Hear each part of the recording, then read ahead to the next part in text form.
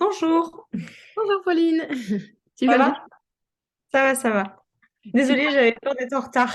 tu croyais que c'était quelle heure? 17h15, alors je suis connectée depuis 17h14, quelque chose comme ça. D'accord, non, non, c'est bien et demi. Alors, Bonjour, bonjour Bonjour. Céline, tu vas bien? très bien. Alors, on va attendre un petit peu que tout le monde arrive. Du coup, il y a Anne qui ne peut pas se mettre. Bonjour. Bonjour. Elle vient Bonjour d'envoyer un Ingrid. message. Bonjour. Anne, elle vient d'envoyer un message? Oui, Ah, j'avais pas vu. J'ai une coupure internet chez moi. Oh non! Ah non, dommage. Et Anaïs peut pas venir aussi. Donc, du coup, eh ben, a priori, vous êtes 4 au lieu de 6. C'est ça, il nous manque que Florence et on va pouvoir commencer. Et elles regarderont le replay. Mais du coup, j'ai pensé, Céline, parce que dans le programme de ce soir, j'avais mis tes vidéos. Mais on avait dit qu'on les passait que quand tout le monde était là, pour qu'il n'y ait pas de replay et pas de problème vis-à-vis de l'image des enfants. Tu te rappelles? Moi j'ai l'autorisation avec le blog, etc. On a l'autorisation, hein. Ah non, je confonds avec Anaïs. C'était Anaïs. On avait dit ça pour Anaïs, pas pour toi, Céline. On avait parlé en général et moi je dis ça ne me gêne pas, j'ai l'autorisation avec le blog, hein, et voilà. Après, D'accord. je suppose Bon. que ça va rester entre nous et que personne ne va s'amuser à diffuser le truc. Ah non, non, non, non, non. Ça D'accord. m'intéresse. Bon, bah alors ça, c'est bon. Voilà, on se fait confiance. Après, si jamais ça apparaît à l'extérieur, c'est vrai que c'est. Voilà. Non, non, Mais, mais évidemment, on ne va pas partager le lien, il est pour nous, quoi. Mais c'est vrai que certaines vidéos, je les ai diffusées aux parents. Donc après, voilà, il peut aussi y avoir des fuites au niveau des parents. Voilà, ça sera pas, la faute ne sera pas que sur nous. On ne sera pas accusé, Je préférais que ça soit évité, mais après, bon, voilà. c'est sûr, c'est sûr. Euh, alors, du coup, on attend Florence.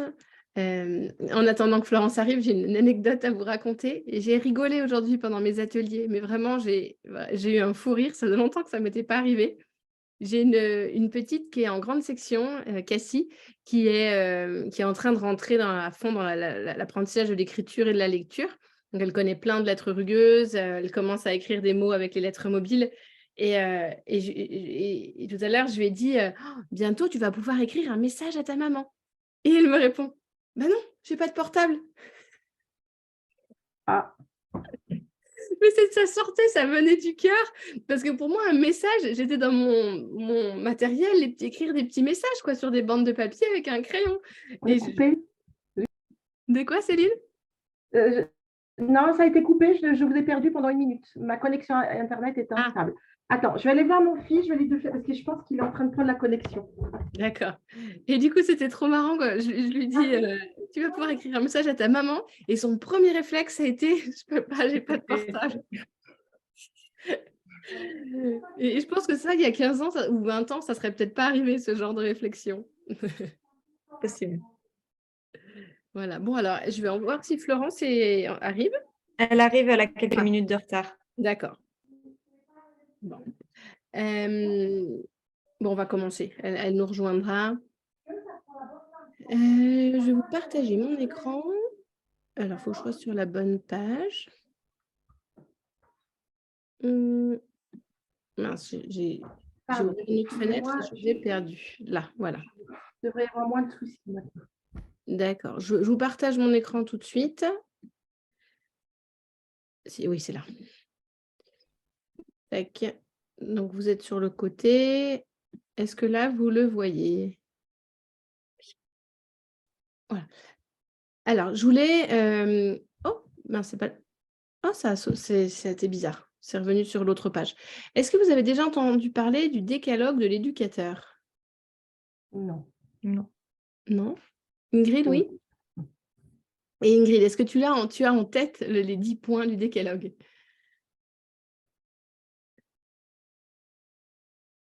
Non, franchement, je me rappelle pas de toutes, mais effectivement, c'était, enfin, dans mon souvenir, c'est la posture que l'éducateur doit tenir face à l'enfant et la manière dont il doit transmettre les choses. C'est ça. C'est ça. Et du coup, je voulais qu'on le regarde, qu'on prenne 5 minutes pour le regarder ensemble. Je n'ai pas le souvenir de l'avoir partagé dans la formation. Bon, après, peut-être que j'ai oublié, mais je ne m'en souviens pas. Donc voilà, je trouvais ça intéressant qu'on repasse, qu'on relise les 10 points. Et puis après, Ingrid, on n'avait pas répondu à ta question la semaine dernière. Du coup, on pourra rebondir sur ta question d'il y a 15 jours. Alors, je vois que Florence arrive. Bonjour, je crois que vous ne me voyez pas. Ah si, ça y Bonjour, est. c'est bon. Bonjour Florence. Bonjour. Bonjour, Florence. Bonjour. Tu vas bien? Excusez-moi du retard. Pas de souci. Désolée pour le retard. Pas de souci. Il nous manque Anaïs et Anne. Elles regarderont le replay du coup. Donc voilà, là ça y est, on est au complet. Du coup, je proposais qu'on regarde le décalogue de l'éducateur. Je ne sais pas si tu le connais, Florence, si tu en as déjà entendu parler, le décalogue de l'éducateur. Non. Voilà.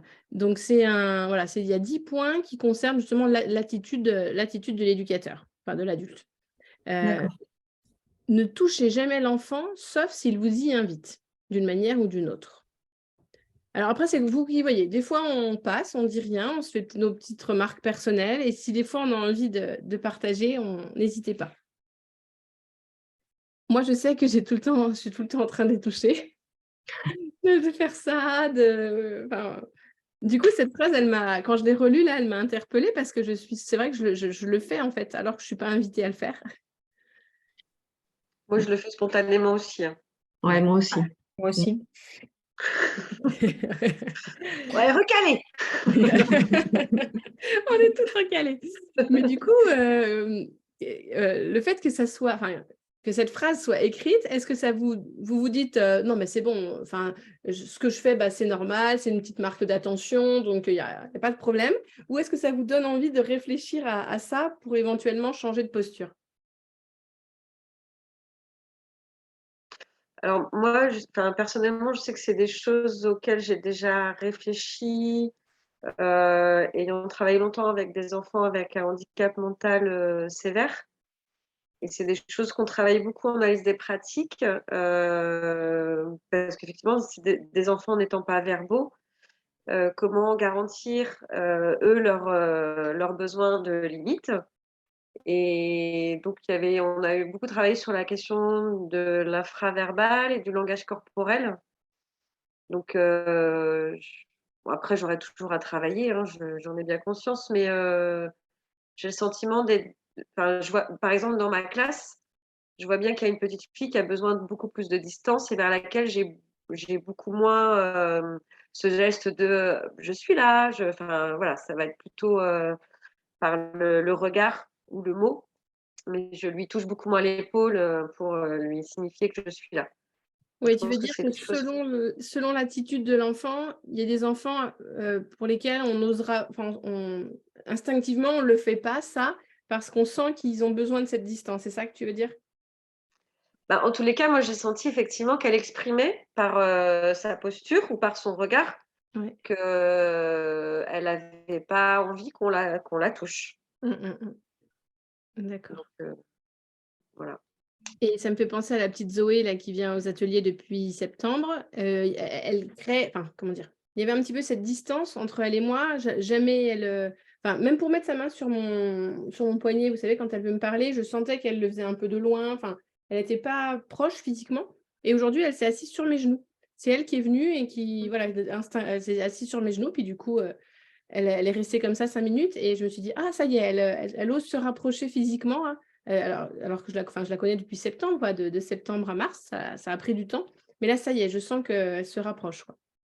Mais c'est vrai que cette petite, je ne lui faisais jamais ça, alors que les autres, je le fais un peu naturellement.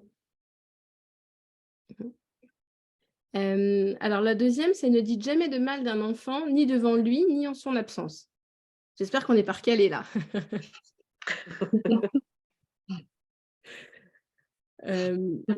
Moi, j'ai entendu beaucoup de collègues ces dernières années critiquer un enfant à une autre collègue, en fait. Et les enfants, ils passent, c'était pendant la récréation, ils passent par là et ils peuvent entendre soit l'enfant concerné, soit les autres enfants. Mais moi, en tout cas, j'ai toujours observé beaucoup de collègues le faire. Je pense que je l'ai fait aussi dans mes toutes premières années. Comment vous vous situez par rapport à cette phrase? Moi, personnellement, on parle souvent des soucis d'un enfant ou des problèmes d'un enfant, notamment en réunion, etc. C'est pas dire du mal ou c'est pas, c'est vraiment essayer de trouver une solution ou ou s'entraider ensemble, parce que des fois, on n'a plus de solution. On a notamment là un enfant bon, alors son passé est compliqué, hein, il a 4 ans et demi, et là, il menace les autres, et les 15 autres enfants dans la classe, là, sont terrorisés par cet enfant-là.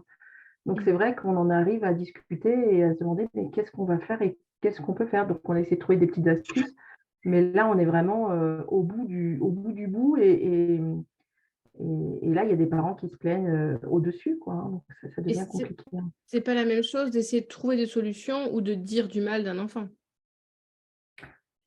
Bah, on dit du mal dans la mesure où on dit que c'est une catastrophe, qu'il n'y arrive pas, etc. Quoi, à un moment donné, évoquer la situation, c'est pas, on reste objectif, mais on n'est pas positif non plus. À un moment donné, on explique réellement ce qui se passe, en fait. Donc, Oui, tu veux dire que vous n'êtes pas tout le temps dans dire du mal, l'observation. mais Pardon, on a parlé. Tu veux dire que vous n'êtes pas tout le temps dans l'observation, mais plus un peu dans le jugement par rapport à son comportement? voilà. J'ai une connexion Insta, j'entends un mot sur 3, c'est horrible. Mince. Euh, Tu veux dire ouais. que vous n'êtes pas tout le temps dans l'observation, mais vous pouvez tomber dans le jugement? Bah, là, on tombe dedans parce qu'on essaye de trouver des solutions. Donc, une fois qu'on a observé, une fois qu'on a dit tout ça et c'est un constat, il faut bien qu'on arrive à sortir de cette situation. Il reste encore 3 mois à faire.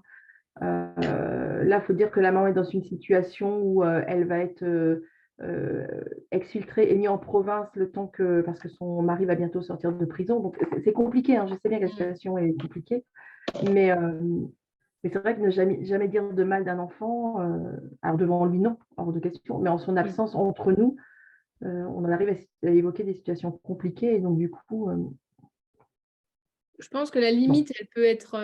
ouais, c'est mince, hein. La limite est C'est- fine, je ne sais pas comment dire, entre chercher des solutions et dire du mal de l'enfant. Et je pense que c'est Oui, important de garder en tête de rester dans l'observation, en fait. Et on peut dire comment on s'est senti à ce moment-là quand il a... Voilà, parce qu'on peut dire ce que nous, on a ressenti, mais en essayant de garder en tête de pas le critiquer, de ne pas dire du mal, de pas... en plus, là, vu ce que tu nous décris, comment dire, il a une situation qui ne l'aide pas. Enfin, c'est ah sûrement non, mais lié à la il situation qu'il subit vit. tout ça, et on sait bien qu'il est complètement dépassé, hein, c'est pas le souci. Mais en attendant, il a une position qui n'est pas possible vis-à-vis de la classe et vis-à-vis des autres. Et il entraîne tout le monde, en fait, en cours de récréation. Il a une espèce de, je sais pas comment dire, il a une aura autour de lui, et les autres l'attirent, et du coup, c'est compliqué. Ouais. Alors, je vous propose qu'on regarde le 3e point et puis on gardera les autres pour une prochaine fois. Comme ça, on a le temps de faire un peu d'analyse de pratique, répondre à vos questions. Ça vous va si on fait comme ça? Ouais. Alors, le 3e point, c'est concentrer votre effort à renforcer et à aider le développement de ce qui est positif en l'enfant. Ça rejoint un peu le point 2. Hein? Concentrer votre effort à renforcer et à aider le développement de ce qui est positif en l'enfant. Un enfant qui a un comportement inapproprié, on a tendance à voir que ce qui ne va pas. C'est naturel, je trouve, hein, enfin, c'est instinctif, quoi. On a tendance à se focaliser plus sur le négatif que sur le positif. Est-ce que vous avez un enfant en tête, une situation en tête? Est-ce que vous pensez à une situation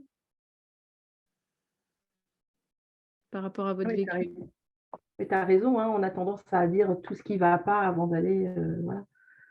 Après, c'est vrai que moi, on m'a toujours dit, quand je vais dans des réunions, genre les RE, etc., toujours mettre le positif d'abord et après parler du négatif. Toujours parler de ses points positifs. Et aux parents, en général, je fais ça aussi. Je parle d'abord du positif et puis après, j'aborde tout ce qui pose problème. Et pas quand on parle aux parents, mais notre discours interne à nous, ce que nous, on se dit quand on pense à un enfant qui a un comportement inadapté. Est-ce que vous arrivez, enfin, dites-moi comment vous faites, est-ce que vous arrivez à être tout le temps dans le positif? En fait, Tout je le temps t'invite à positif. venir une fois dans la classe et vraiment voir les situations qu'on peut vivre, nous, en RED+, notamment. Et c'est compliqué. C'est vraiment difficile dans beaucoup de situations, quoi, dans certaines situations. Donc, du coup, comme c'est difficile, tu veux dire que tu... On reste bienveillant, c'est pas le souci. On voit tout ce qui est Oui. positif, mais on a tellement, il y a tellement de choses que c'est quoi.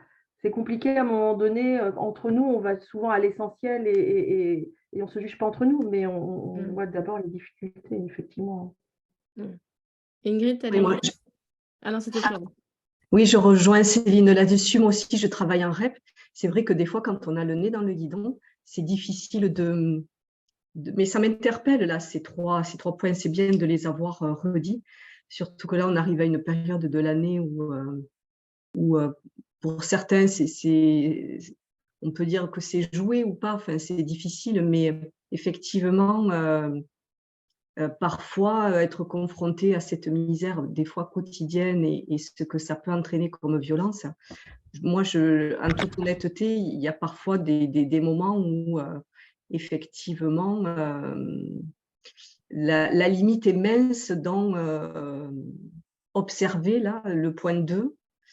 Et ouais, le jugement, ouais, oui, je réfléchissais à ça et à ce que j'ai pu dire parfois, ça peut peut-être être très, très ténu. Donc, oui, c'est quelque chose sur lequel je vais faire peut-être plus attention et voir comment je m'y prends, parce que j'avais en tête ça, mais est-ce que là, en ce moment, en plus, je suis assez fatiguée. Voilà, qu'est-ce qu'aussi ça peut engendrer chez moi, cette fatigue sur le discours que je peux avoir des enfants, sur les enfants et mes réactions, au lieu d'être dans l'action et dans le... Ouais, peut-être des fois, je suis en réaction, et souvent, quand je suis en réaction, ça peut bifurquer peut-être sur un jugement, quoi. Ah bah, si on est fatigué ou si on est, je sais pas, on a appris une mauvaise nouvelle avant de rentrer en classe ou peu de temps avant, ça a un impact énorme, hein, je trouve. Hein. Ouais, c'est ça. Ouais. Et donc, je me suis un peu revue là dans premièrement, deuxièmement, là, oui, c'est... Et un petit exemple sur le positif de l'enfant. Obaïda, il est en moyenne section, il doit avoir 4 ans. Et depuis le début de l'année, il avait du mal à attacher les boutons pression de la blouse pour peindre. Et à chaque fois, il me demandait de l'aide. Alors, j'essayais de l'encourager à faire par lui-même, mais c'était systématique depuis le début de l'année. Chaque fois, il vient, tu peux m'aider à mettre ma blouse. Et là, il a voulu peindre. Et en fait, je ne m'étais pas rendu compte qu'il n'était pas venu me demander d'aide. Et à un moment, je le regarde, il avait les 3 boutons sur 5 attachés.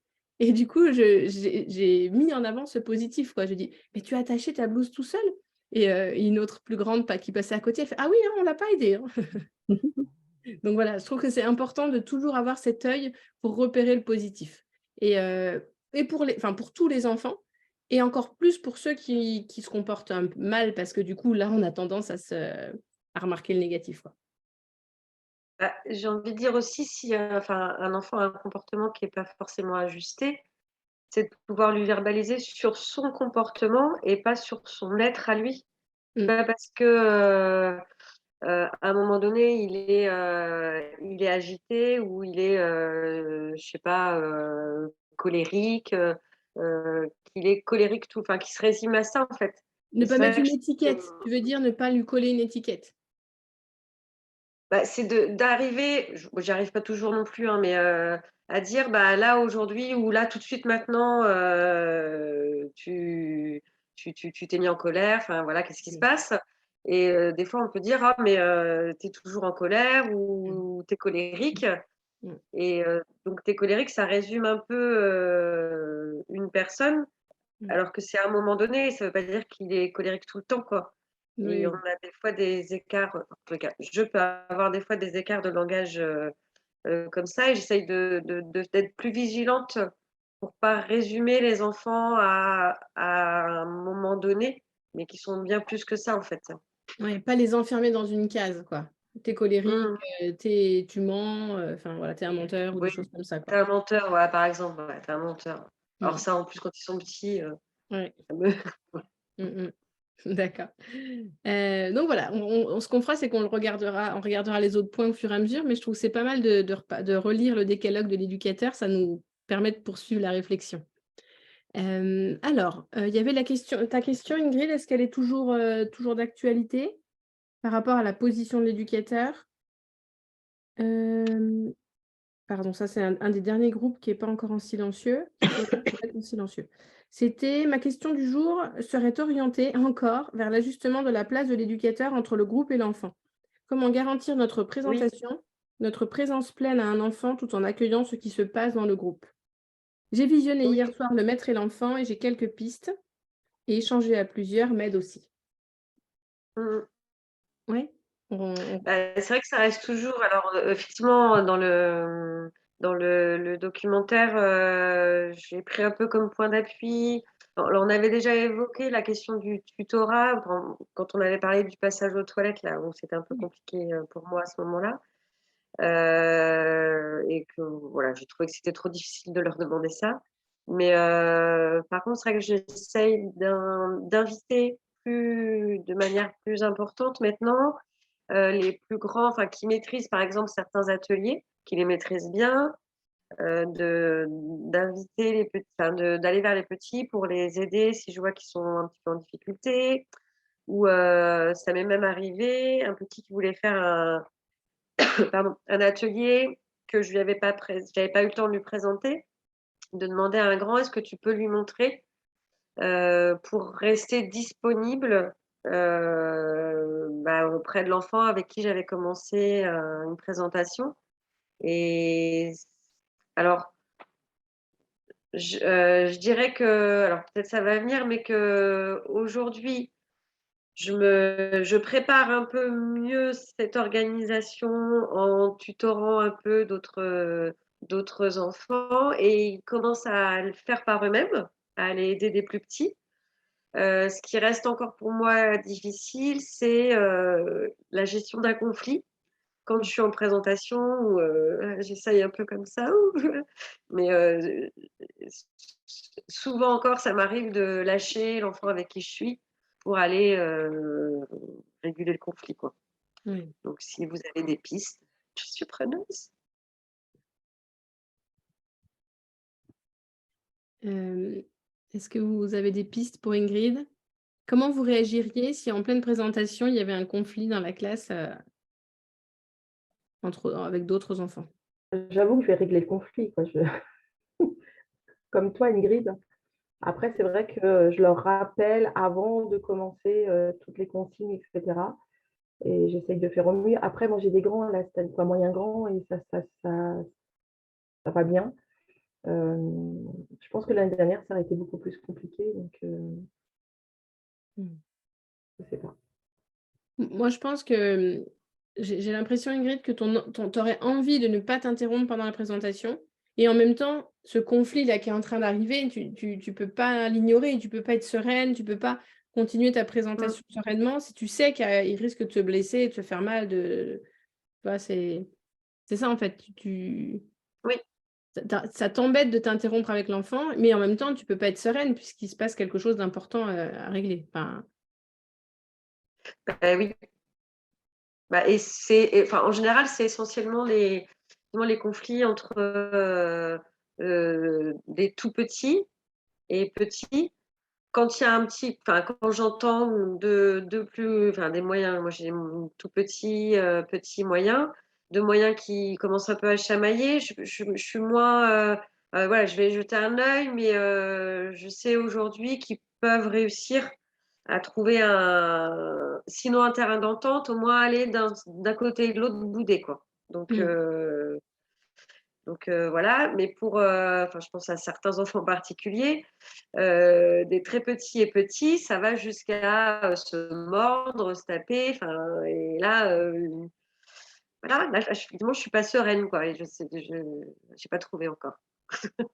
Après, moi, je pense que ça me surprend pas. Je trouve ça normal que tu ailles interrompre le conflit si tu sais qu'il risque de se blesser physiquement. Tu n'as pas envie qu'il y en ait un qui reparte, voilà, qu'il se fasse mordre, tout ça. Donc, ça me choque pas, en fait. Malheureusement, tu es obligé d'interrompre ta présentation à ce moment-là. Mais voilà, c'est la priorité, quoi. Après, si ça tombe toujours après des présentations avec le même enfant, c'est sûr que c'est embêtant. Voilà. Mais C'est ce que je me demandais, ouais. Il faudrait que je sois vigilante pour savoir si c'était pas souvent avec la même enfant mais qui ça se produit, en fait. Parce que je me Ouais. pose cette question-là, en fait. J'ai le Et- sentiment que c'est souvent avec une petite fille avec qui je suis. Et du coup, il y a un conflit et je ne peux pas aller jusqu'au bout de cette présentation. Puis le risque après, c'est que du coup, bah, son attention parte sur autre chose parce qu'il y a eu, voilà, ça l'a interrompu. Enfin, et tu es obligé de reporter ça. Enfin, voilà. Et si cette petite fille, tu la mettais pas loin de toi, tu vois, tu l'installais pas loin de là où tu vas faire la présentation, de manière à la voir beaucoup plus en vue et qu'elle soit moins loin. Je suis pas sûre. Non, je disais, j'ai l'impression que c'est souvent avec la même petite fille avec qui je fais la présentation qu'il y a un conflit qui éclate.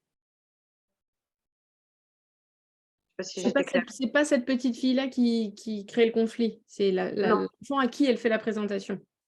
Mm. Oui, tu nous entends, Céline, tes filles. Oui, j'entends. Bah, du coup, la seule chose que je proposais est nul et non avenu. Ok.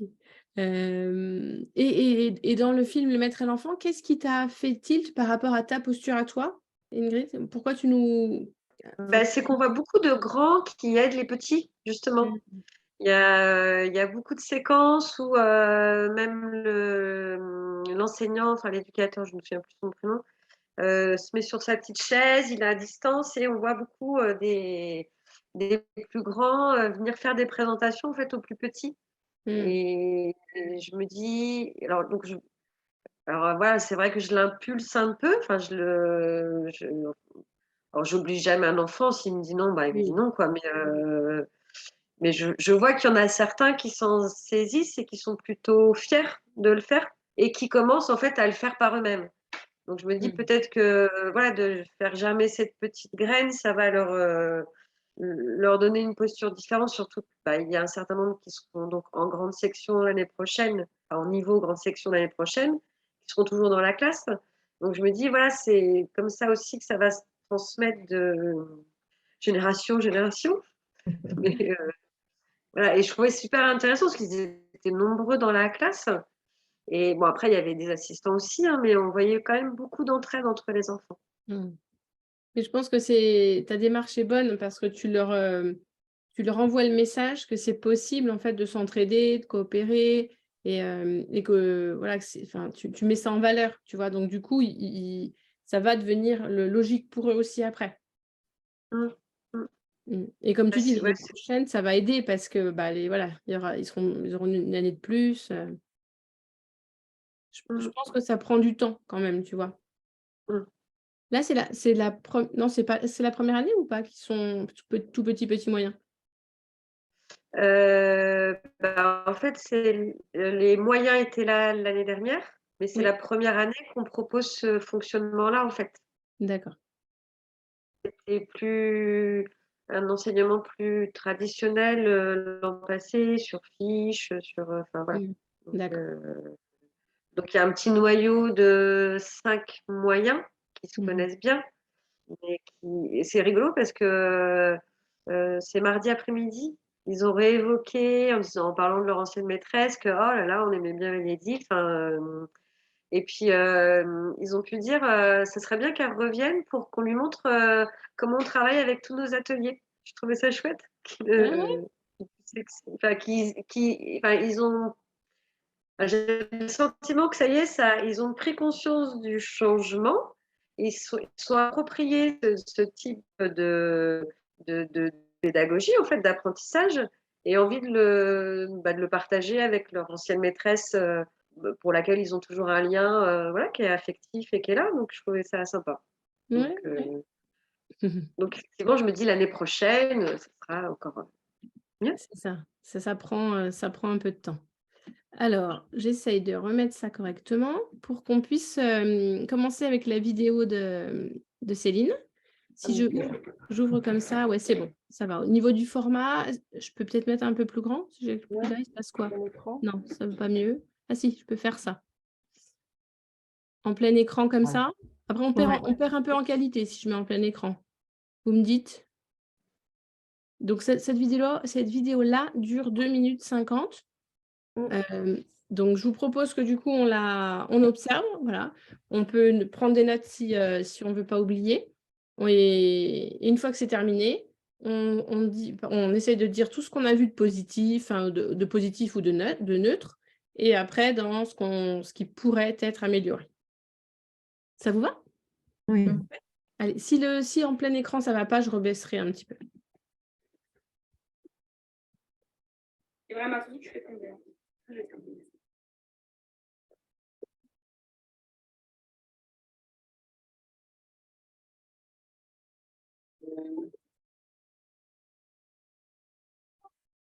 Moi, j'ai pas de son du tout. Ouais, non, moi non plus. Ouais, moi non plus. On entend des bruits de chaises. Donc, Après, il y a du son. ouais, mais on n'entend pas les voix de toute façon. Quand on filme, à chaque fois, comment dire, c'est vraiment l'image qui nous importe parce que le son, à chaque fois, on n'entend pas. Moi, j'entends juste des bruits Moi, de je l'entends chaises. quand je réécoute moi, ma vidéo. C'est ça qui est bizarre. Et vous n'avez pas de son du tout? Non, du tout. Alors, est-ce que c'est parce que je passe par WhatsApp? Je ne sais pas. Si j'entends un enfant dire quelque chose, je mets en pause pour vous le dire. Mais là, pour l'instant, c'est plutôt des bruits de chaises.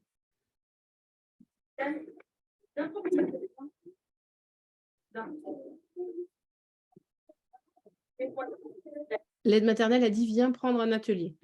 Alors, c'est pas l'aide maternelle, c'est ma stagiaire. Stagiaire, pardon. Je n'ai pas d'aide maternelle.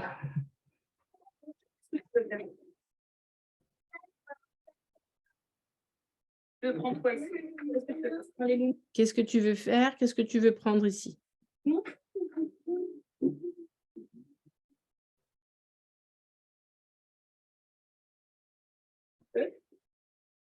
bon? Je vais vous installer. Je vous laisse vous installer.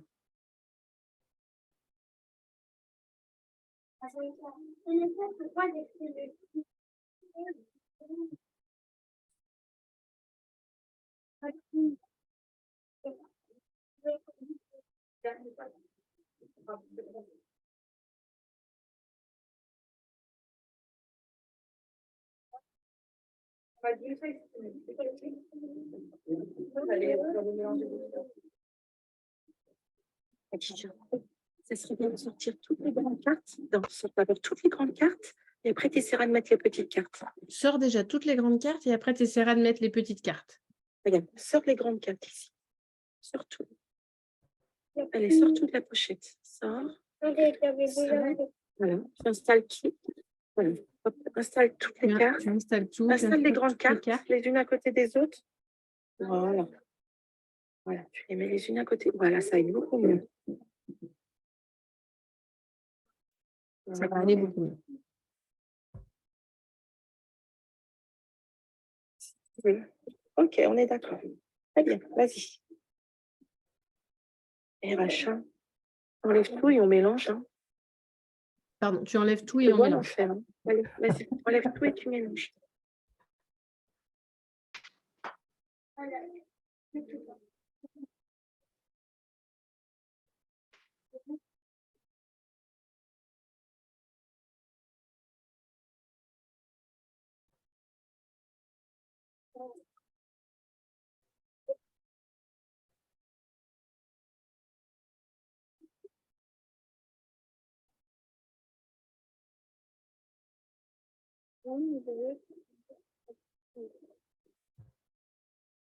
Et voilà. Je rebaisse comme ça. Tac. Comme ça, je vous vois. J'arrête le partage 2 minutes. Comme ça, je vous vois en plus grand. Alors, qu'avez-vous observé? Je trouve ça super chouette. Ils sont tous, je ne sais pas si c'était le temps de regroupement ou ils sont tous près de l'endroit où ils prennent un plateau. Ouais. Ils vont tous s'installer plutôt tranquillement avec leur plateau pour se mettre au travail. Et puis, s'ils ont un petit peu besoin d'aide, donc la stagiaire les guide un peu, mais je trouve qu'ils y vont quand même assez facilement. C'est quelque chose qui commence à être ancré sans doute dans ta classe aussi, de pouvoir se mettre au travail en auto, plutôt dans le calme. Ouais. Alors, le petit garçon que ma stagiaire a aidé a un spectre autistique, excusez-moi. Donc, c'est pour ça qu'on est obligé un peu de le guider. Après, il fait tout seul, hein, il est Asperger, donc après, il est complètement autonome sur son travail, mais il faut le guider sur ce qu'il doit prendre au démarrage. Bon. Voilà.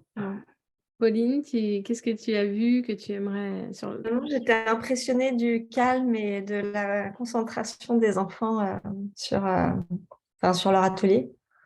C'est vrai que ça doit être voilà, déjà quelque chose d'établi et en tout cas de la manipulation qu'ils connaissent déjà, je suppose, pour se mettre. Alors, ouais. Alors, pas tant que ça, parce qu'en fait, on a commencé en janvier, donc au moment où j'ai commencé la formation. Et dès le démarrage, ça a été mais d'un calme, hein. Et c'est ce que ma stagiaire tout de suite m'a dit en me disant oh, qu'est-ce qu'ils sont calmes. Et donc, voilà, c'était le premier fait positif qu'on a eu. Après, ouais, ils se mettent au travail et ils le font et ça se passe plutôt bien. C'est chouette. Merci. Moi, j'ai des questions, mais j'attends déjà que je les poserai après. Florence, tu veux rebondir? Ouais, j'ai trouvé que c'était super parce que ils sont tout de suite rentrés dans l'activité qu'ils avaient choisie. Et aussi, pareil, ce calme, c'était quand même assez extraordinaire. Ouais, j'ai trouvé ça super comme ambiance de travail et ça dégageait la sérénité. Et je trouvais que c'était très chouette. Super. Moi, j'ai une question, Céline. Ça, c'est le moment où tu prends tous tes élèves ou une partie de tes élèves dans une autre salle? Alors là, on venait donc 5 minutes avant, on venait de se diviser avec la collègue. Donc la collègue a pris la moitié des grands et la moitié des moyens. Et moi, j'ai gardé l'autre moitié des grands et l'autre moitié des moyens. Donc là, j'avais 12 élèves et il y avait 4 ou 5 moyens. Je n'ai pas bien vu qui étaient là, mais 4 ou 5 moyens là dans le groupe. Donc voilà. Et donc là, je venais de leur rappeler, comme je le fais à chaque fois, on prend un atelier, on s'installe, etc., etc. Et voilà. Et donc et après, ils y vont. Et là, on a 40 à 45 minutes si la collègue arrive. Et là, on ne le voit pas trop parce que j'ai arrêté quand même avant, mais elle est arrivée très bruyamment et elle m'a complètement interrompue dans les activités ce jour-là. Bon, voilà, quel effet négatif. Ils arrivent à tenir 45 minutes dans le calme. Oui, oui. Ah oui, chapeau. Ouais, ouais. Je fais rien, je les menace pas. Il y a pas de... et là, en fait, c'est marrant parce que tu avais dit qu'ils étaient perturbés, Céline, quand tu avais mis la vidéo. Et moi, j'ai tellement toujours le portable à la main pour faire des photos de ce qu'ils font, etc., depuis le début de l'année, qu'ils n'ont même pas remarqué que j'étais en train de filmer, en fait, hein. Ils n'ont pas du tout, ils n'ont rien vu. Ils pensaient que je prenais des photos comme d'habitude, quoi, en fait. Ouais, ça les a pas perturbés, ça c'est bien. Non. Et moi, je les ai filmés la semaine dernière, non, la semaine d'avant. Et du coup, la semaine dernière, ils m'ont redemandé, mais il est où le caméscope? Tu nous filmes plus aujourd'hui? Je crois que ça leur a plu. Ok, donc tu avais 12 élèves pendant 40-45 minutes. Et ça, tu le fais tous les jours?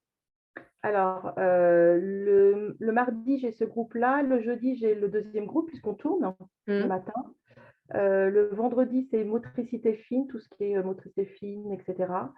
Et le lundi matin, je n'ai que les grands en écriture. Ça, c'est pour avant la récré. D'accord.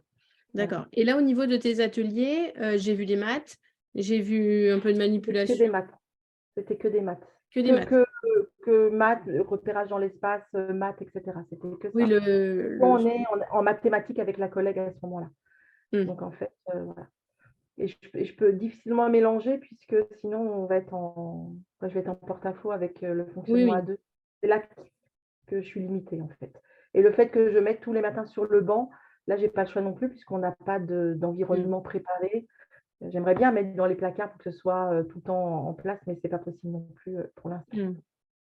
Non, mais ce qui est positif, c'est que le matériel, bon, je ne sais pas, on ne voit pas bien, c'est des boîtes ou un contenant, mais ouvert. Oui. Ouvert. Donc, du coup, l'enfant voit tout de suite l'activité, de quoi il s'agit, quoi. Et attends, je voulais rebondir sur quelque chose. Je voulais juste demander aussi, parce que là, on voit quand tu proposes à la petite fille de sortir tout le matériel, est-ce que avant d'arriver à faire l'atelier tout seul, tu leur as proposé une démonstration à chacun pour comprendre comment on utilise le matériel. Oui, oui, c'est fait. Ouais. Alors, au tout démarrage, quand j'ai installé, il a fallu que je fasse beaucoup de choses collectivement parce que sinon j'allais perdre beaucoup de temps sur les 40 minutes, ce n'était pas possible. Donc, les choses les plus évidentes, ils ont vite compris. Et puis, il y en a d'autres, je leur ai dit, je vais vous expliquer au fur et à mesure. Mais bon, pareil, il y avait des enfants qui regardaient, etc. Des fois, il y en a, je dis, ben, j'en invite 4 à venir à côté de moi, j'explique. Et puis après, bon, on part sur, on le fait.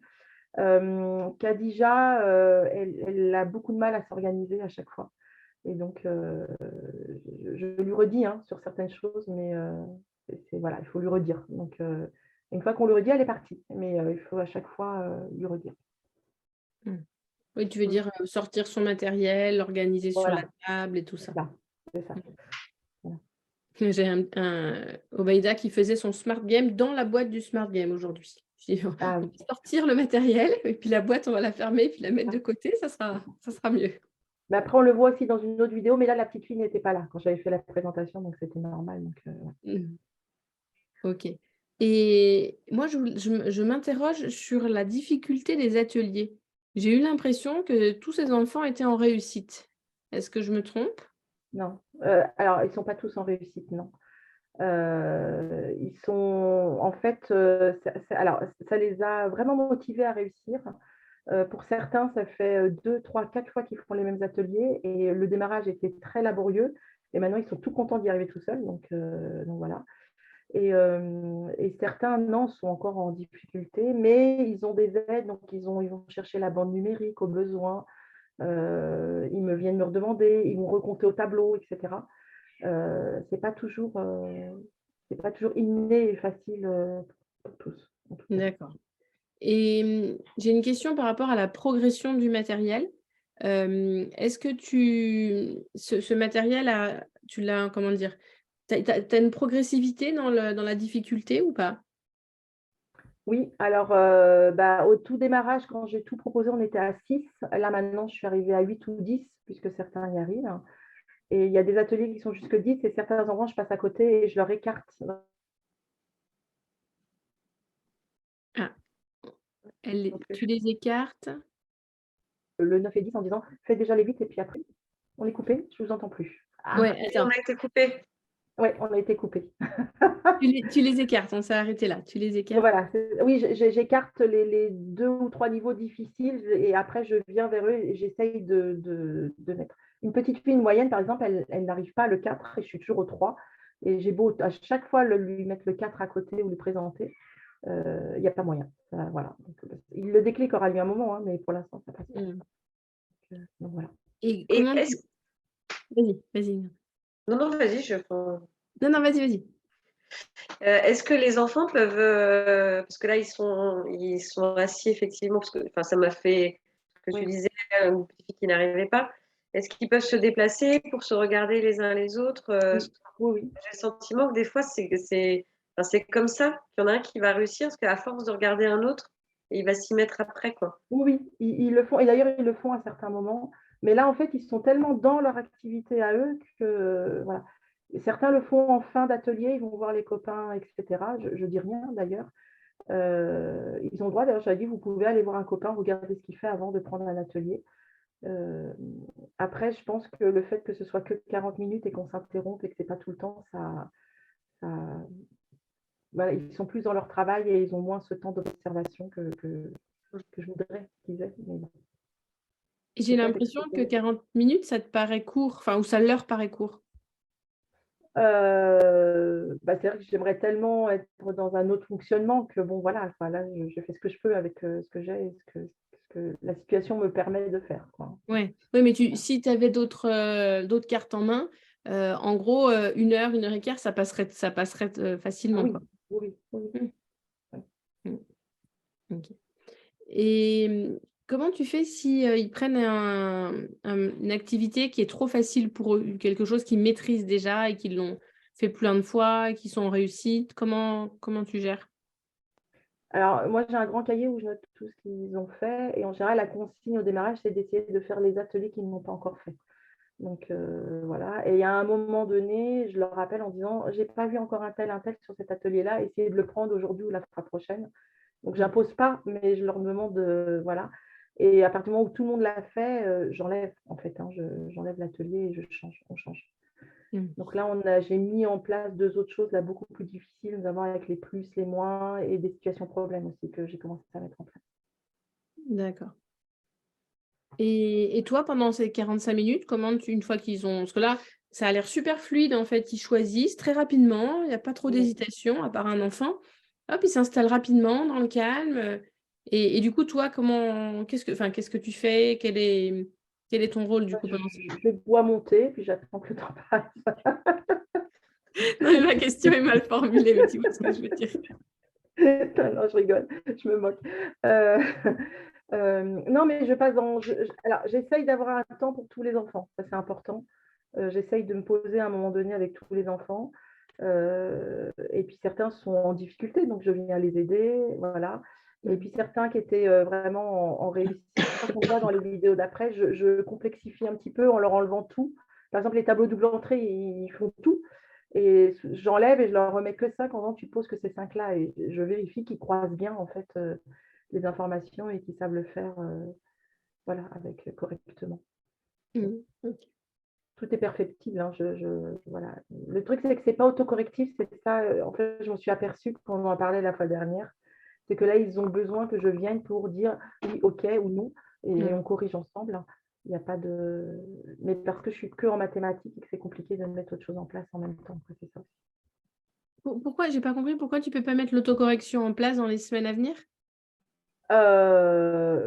Ces ateliers sont compliqués en autocorrection pour les enfants, en fait. Hein. La fiche 1, 2, 3, 4, il manquait le 3, il y a un enfant qui mettait un 3 coloré. Ça, par exemple, tu vois, ça serait facile de créer l'autocorrection. Oui, avec une fiche à côté qui vérifie. Ouais. Ouais. Il y en a un ou deux où je peux, après les autres, ça dépend. Ça dépend ce qu'ils font. Ouais. Mais c'est vrai que ça serait intéressant de faire évoluer tes ateliers en rajoutant le côté autocorrectif pour qu'ils dépendent moins de ton regard, de ton jugement et tout ça. Ouais. Moi, j'avais une question sur, justement, tu parlais des ateliers autocorrectifs, parce que moi, j'ai essayé donc d'inclure l'autocorrection dans mes ateliers. Et j'ai un atelier, en fait, où il s'agit d'encoder, de mettre l'image avec le mot qui correspond donc à l'image. Et donc, c'est un plateau où il n'y a que des images et il y a les étiquettes avec les mots. Et derrière ce mot-là, j'ai mis le numéro qui correspond en fait à l'image. Sauf que j'en ai certains qui retournent directement l'image avec le numéro et qui mettent... Voilà. Et alors, je me suis dit, mince, ce système autocorrectif que j'ai mis en place ne convient pas, quoi. Et en fait, là, tu disais de mettre à côté, à part, peut-être, il faudrait que je refasse à part le modèle avec l'image et le mot, plutôt que directement sur l'image avec le numéro qui correspond. Parce que du coup, voilà, il y en a certains qui encodent plus et qui mettent directement le numéro qui correspond à l'image. Bon, alors je trouve qu'ils ont tout compris. Ils ont tout compris. Ah oui. Ah oui. Mais après, il faut qu'ils arrivent à comprendre qu'ils ne progressent pas en lecture en mettant le 2 avec le 2, quoi. Voilà. Donc, voilà. Mais voilà, c'est ce que j'ai remarqué cette semaine. Je me suis dit, ben, ça tombe bien, là, je vais en discuter avec les filles. Et du coup, mince, donc je me suis dit, bon, je me suis plantée quelque part là sur mon système autocorrectif parce que voilà, ça induisait du coup de plus encoder, de regarder le numéro. Pas pour tout le monde, hein, mais pour certains, oui. J'ai eu le même problème. Hein. Je me suis dit, mince, comment je fais? C'est exactement le même problème, Pauline? Exactement le même problème. Alors moi, ce n'était pas des numéros, c'était des gommettes de couleur. Il y en a pour qui ça fonctionne très bien et qui jouent le jeu. Et par contre, j'ai principalement un enfant qui, fournir cet effort est compliqué pour lui. Et donc, il regarde automatiquement les réponses. Alors ses camarades lui ont expliqué que s'il ne fournissait pas l'effort, il n'allait pas apprendre. Mais je pense que ça ne suffira pas. Il faut que... pour lui, j'ai essayé de trouver d'autres ateliers où je prenais les réponses avec moi et je lui donnais les réponses pour qu'il par la suite. Oui. Mais il a fallu que j'adapte certaines choses, quoi. Ouais, peut-être. Oui, donc dans ton exemple, Florence, ça serait d'avoir une feuille A4 avec l'image et les mots qui correspondent. Et cette feuille-là, elle est à part. Ce n'est pas le chiffre qui est derrière l'étiquette. Tu vois, oui, voilà, quand vous en parlez, je me suis dit, bon, en fait, oui, j'ai la réponse. Il vaut mieux que ça soit à part plutôt que juste derrière. Mais repensez au point 2 du décalogue. Attendez, il est où? Il est caché là. Je vous le relis. Concentrez votre effort à renforcer non, c'était le 3. Concentrez votre effort à renforcer et à aider le développement de ce qui est positif en l'enfant. Si on lui donne l'autocorrection à part et qu'on ne se repose plus la question et qu'on fait ça pendant plusieurs mois, ça serait, c'est un peu dommage, non? Donc, quelle serait la solution? D'un côté, on a envie que cet enfant progresse en lecture, et s'il retourne et qu'il regarde, il associe les nombres, il ne progressera pas en lecture. Donc, ça peut être une solution transitoire, le fait de lui donner l'autocorrection une fois qu'il a terminé. Mais à terme, qu'est-ce qu'on aimerait pour cet enfant? Est-ce que l'autocorrection, elle peut être accessible, elle peut être à distance, mais accessible sans passer par l'adulte aussi? Oui. Parce que du coup, ça va le mettre quand même dans une posture de chercher. Et après, il faudra qu'il se déplace. Il peut y avoir un classeur où il y a les autocorrections. Et c'est lui qui va tout seul sans passer par l'adulte. Parce qu'on peut lui dire dans un premier temps, tu es super bon en appariement, 1 et 1, 2 et 2. Et puis dire, aujourd'hui, on va faire autrement. Et que ce soit lui qui soit quand même un peu auteur de ce qu'il est en train de faire. Et il va le chercher après, quoi. Ouais. Oui, mais je me suis posé une autre question, tu vois, c'est parce que, bon, comme je ne suis pas quand même dans un fonctionnement Montessori, ces ateliers-là, en fait, je les mets à disposition quand je prends les élèves pour la lecture avec les fameux sons, 2 sons tous les 2 jours. Et donc, je me suis posé la question, est-ce qu'à un moment donné, je le prends avec moi pour lui faire voir comment ça fonctionne aussi, comment je pourrais procéder? Tu vois, c'est une question que je me suis posée parce que... voilà, et peut-être que je passe pas assez de temps pour expliquer ces ateliers qui, pour moi, en fait, cette autonomie-là me permet de fonctionner, tu vois, en lecture. Alors, est-ce que c'est pas vraiment aussi, tu vois, ce système, voilà, c'est peut-être un peu biaisé comme truc. Voilà, je me suis posé cette question-là, de les mettre en autonomie pendant ce temps-là. Moi, je les prends individuellement pour la lecture qu'on est en train de faire là. Donc, est-ce que c'est pour ça que ça induit ce genre aussi de comportement? Je ne sais pas, c'est une question que je me suis posée. Et effectivement, voilà, comme tu disais, Ingrid, voilà, je cherche des solutions aussi pour que cet enfant-là arrive à ce que ça soit lui qu'il arrive à voir ce qu'il a réussi et ce qui lui reste encore à réussir. Mais pour l'instant, voilà, je n'ai pas trop trouvé de solution. Mais je me suis dit, est-ce que c'est aussi la façon de fonctionner qui est la mienne et qui induit ce genre de comportement-là de sa part, je ne sais pas. J'irai pas jusque-là, mais j'ai l'impression, quand je t'entends, que c'est pratique pour toi que ces enfants, ce petit groupe, travaillent en autonomie, comme ça tu es en activité dirigée avec les autres, mais que je me trompe peut-être, mais tu attends de ce petit groupe d'enfants d'être autonome et d'utiliser le matériel de la meilleure façon possible, mais sans avoir pris le temps de leur présenter le matériel. Oui. Je pense qu'il y a peut-être ça qui manque, effectivement. C'est ça. Ouais. Et tu vois, à un moment, ça peut être, ils sont tous, si tu as assez de matériel, ils sont tous en activité en libre choix. Et du coup, là, tu as du temps. Toi, tu n'es pas occupé avec un autre groupe. Et du coup, tu as le temps de leur expliquer tes attentes. Ou de leur présenter le matériel, ou de... Tu vois? Oui, peut-être, voilà, je me suis dit, c'est peut-être pas assez clair dans ce que j'attends d'eux, puisqu'en fait, je me suis un peu servie de ces ateliers-là pour pouvoir être disponible sur autre chose. Voilà. Donc, il y a peut-être ça là, qui est un peu en porte-à-faux. Ouais. Parce que si cet enfant, le jour où tu es disponible pour lui et d'autres, et tu vois qu'il commence à mettre le 2 avec le 2, tu vas pouvoir lui dire, attends, prends le temps, tu t'auto-corrigeras après, prends le temps déjà d'associer l'image avec le mot. Et là, il va le faire si tu es à côté. Et du coup, une fois qu'il a tout fait, tu lui dis, allez, maintenant tu t'auto-corriges et tu vas pouvoir voir si tu avais des erreurs ou pas.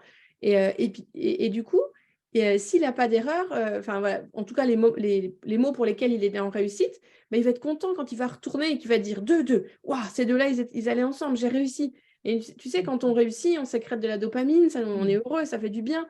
Et tu lui permets d'expérimenter ça, tu vois. Ouais, ouais. Oui, non, mais c'est toujours là, comme je t'en avais déjà parlé, voilà, cette ambivalence où je suis encore avec l'ancienne façon de fonctionner et celle que Ouais. je mets en place. Alors, C'est ça, mais c'est je comme vais si tu essayer peut-être. Ouais, c'est comme si tu leur demandais d'être autonomes, de s'autocorriger, sans avoir pris le temps de les accompagner à le faire. Et il ne Exactement. faut pas oublier qu'ils sont en CP, donc ils ont quand même eu 3 ans d'école traditionnelle avant, Ouais, où ce qui compte, c'est d'avoir la bonne réponse. C'est pas... Ils le faisaient avec une motivation extrinsèque et pas une motivation intrinsèque de que j'ai réussi, voilà, je m'autocorrige. Ils se sont déjà conditionnés depuis 3 ans, ouais, 4 ans. ouais. Mhm. Je vais essayer, je vous dirai, dans 15 Ouais. jours. Ouais. Mais je pense que ça ça vaudrait le évolue. coup. Ça vaudrait le coup de te Ouais, dire, allez, je prends 1 heure et, ouais, et puis vraiment, je leur explique ce que j'attends d'eux, quoi. ouais, ouais. Et puis pour l'autocorrection, une fois que tu auras fait cette étape et que tu recommenceras avec tes 2 groupes, selon les enfants, si tu vois qu'un enfant persiste et continue, il n'apprend pas parce qu'il voilà, il retourne trop vite, tu peux avoir cette autocorrection à part. Peut-être dans un premier temps, c'est toi qui vas l'avoir. Si tu vois après, au fur et à mesure que ça va de mieux en mieux, deuxième temps, c'est lui qui peut aller chercher l'autocorrection, comme disait Ingrid. Et troisième temps, il a la possibilité de s'autocorriger directement avec le matériel. Enfin, tu vois, Après, l'idéal, ça peut être peut-être l'autocorrection à part. Comme ça, on évite quand même ce problème, tu vois. Ouais. Mais peut-être aussi fonctionner comme Céline, là, j'ai vu dans la vidéo, peut-être être moins focalisé sur l'enseignement du son là qui est pour aujourd'hui, peut-être essayer de laisser ça de côté ou aussi trouver quelque chose, un atelier par rapport à ça et justement circuler peut-être d'atelier en atelier pour voir où ils en sont ou prendre le temps d'expliquer peut-être je vais essayer parce que j'observais Céline, donc toi tu circules dans Ouais, tout le temps. ouais, Et à certains moments, je m'assois. Quand vraiment l'enfant est en difficulté, là, je me mets à côté de lui, je lui réexplique, on refait ensemble, on revalide. Voilà, et je prends ce temps-là, oui, c'est important. oui. Alors que moi, à la fin, Je trouve ça important. je me filmerai pour que vous voyez, mais je suis à un endroit précis où je reprends en fait ce qu'on a appris là dans la journée. Et ensuite, il y a tous les ateliers où donc les enfants passent et ça tourne. Mais peut-être qu'il faudrait que ça soit moi qui tourne aussi dans les différents ateliers, prendre le temps de le présenter comme tu disais. Ouais, ben, je vais Peut-être essayer. tourner, puis une fois que tout le monde est installé à quelque chose, leur dire, bon, bah, là maintenant, vous savez que je prends 10 minutes ou 20 minutes avec un enfant, etc. Et Mm. là, je vous laisse en autonomie, quoi, peut-être plus Ah oui, le peut-être le formuler comme verbaliser, ça, ils le oui. savent, et voilà. Et ils Mm. savent que ce moment-là est important aussi parce que ça sera leur tour à un moment donné aussi. Mm. Oui, il faut voir comment je peux m'organiser là-dessus. Ouais. Mm. Moi, j'ai un enfant depuis septembre. Non, il venait déjà l'année dernière, donc c'est la 2e année. Il respecte bien le fait de mettre sa main sur mon poignet. Il ne me coupe pas la parole quand il a une question. Mais en 2 heures de temps, il me mettait la main sur le poignet 15 fois. Mm. Donc 15 fois, ça a un côté un peu... c'est trop, quoi. Enfin, c'est trop, parce que s'ils font tous ça, c'est pas possible. Puis même s'il n'y a que lui, c'est compliqué. Et du coup, je lui ai dit, si tu sais, je suis sûre que la plupart du temps, tu as la solution. Si vraiment tu sais pas, viens me voir. Tu as le droit de mettre ta main sur mon poignet 3 fois pendant l'atelier, mais 15, c'est beaucoup trop. Cherche la solution par toi-même. Et des fois, c'était, je peux aller aux toilettes? Non, je t'ai déjà dit, les toilettes sont juste en face. J'ai pas besoin de le savoir. Je te vois, en fait. Si tu y vas, la porte est en face. Mm. Et donc, c'est comme s'il se faisait pas confiance ou il avait besoin tout le temps de mon approbation pour chaque petite décision, en fait. Voilà. Donc, je sais plus pourquoi je disais ça, mais ça devait avoir un lien. Alors, je vous propose qu'on continue. Hop, partager l'écran. Je vous vois en plus petit. Alors, avec la 2e vidéo, c'est celle-là, la 2e. Est-ce que c'est pas mieux comme ça ou vous préférez en plus grand? C'est moins flou. Vous préférez comme ça ou en plus grand? Oui, C'est bien, comme ça. c'est bien aussi. Ouais.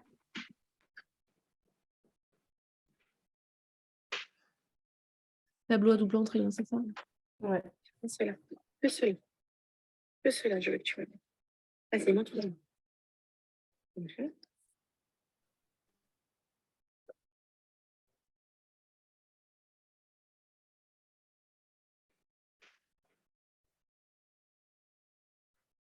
C'est la connexion. Je vais mettre un peu. Est-ce que je n'ai que les robes là? Non. Alors, comment on peut faire?